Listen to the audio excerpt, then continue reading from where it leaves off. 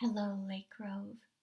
For our devotional from the reservoir today, we are actually starting a new section, which is one of the big questions that asks, what is my picture of myself? Specifically for our devotional today, the question is, why is my picture of myself so important? And the scripture passage that we're given is Psalm 139, the first 18 verses. Friends, it is so gorgeous and beautiful. I cannot let the opportunity go by to let you hear those words spoken over you. So please listen to this word of the Lord. It is given to you in deep love. You have searched me, Lord, and you know me. You know when I sit and when I rise. You perceive my thoughts from afar. You discern my going out and my lying down. You are familiar with all my ways. Before a word is on my tongue, you, Lord, know it completely. You hem me in behind and before, and you lay your hand upon me. Such knowledge is too wonderful for me, too lofty for me to attain. Where can I go from your spirit? Where can I flee from your presence? If I go up to the heavens, you are there. If I make my bed in the depths, you are there. If I rise on the wings of the dawn, if I settle on the far side of the sea, even there your hand will guide me. Your right hand will hold me fast. If I say, surely the darkness will hide me, and the light become night around me, even the darkness will not be dark to you. The night will shine like the day, for darkness is as light to you. For you created my inmost being. You knit me together in my mother's womb. I praise you because I am fearfully and wonderfully made. Your works are wonderful. I know that full well. My frame was not hidden from you when I was made in the secret place, when I was woven together in the depths of the earth. Your eyes saw my unformed body. All the days ordained for me were written in your book before one of them came to be. How precious to me are your thoughts, God. How vast is the sum of them. Were I to count them, they would outnumber the grains of sand. When I awake, I am still with you. This is the word of the Lord. Oh, beloved friends, and it is a beautiful gift to us. Why is it so important, the type of picture we have of ourselves?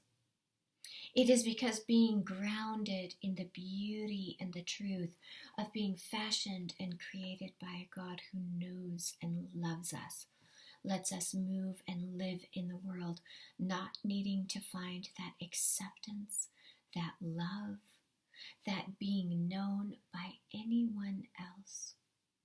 It lets us know that we have a frame, a self, a whole being that is so overcome by the goodness and the knowledge of God with us that we can move out into the world in great love.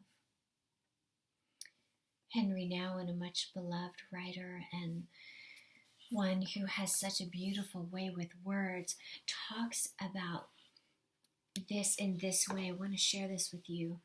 He says, trees that grow tall have deep roots. Great height without great depth is dangerous. The great leaders of this world, like St. Francis Gandhi and Martin Luther King Jr., whom we celebrate today, these were all people who could live with public notoriety, influence, and power in a humble way because of their deep spiritual rootedness. Without deep roots, we easily let others determine who we are.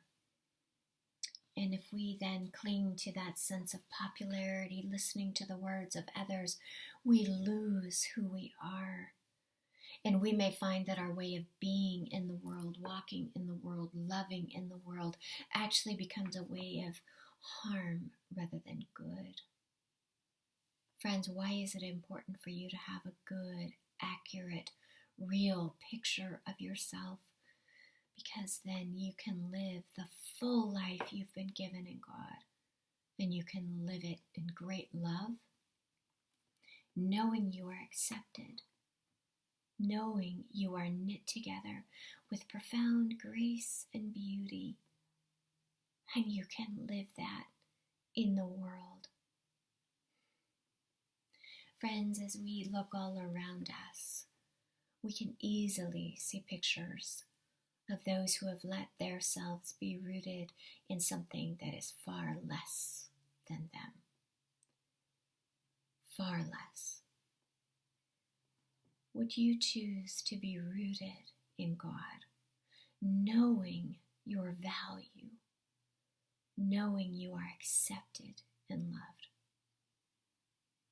Friends, this psalmist, what was so clear was not that God was omniscient or God was omnipresent, but that this omniscient and omnipresent God is one who knew them.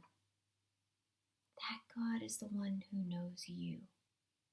You are known by God, loved by God, and God is with you.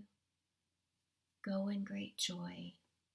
Go in great peace, beloved of God.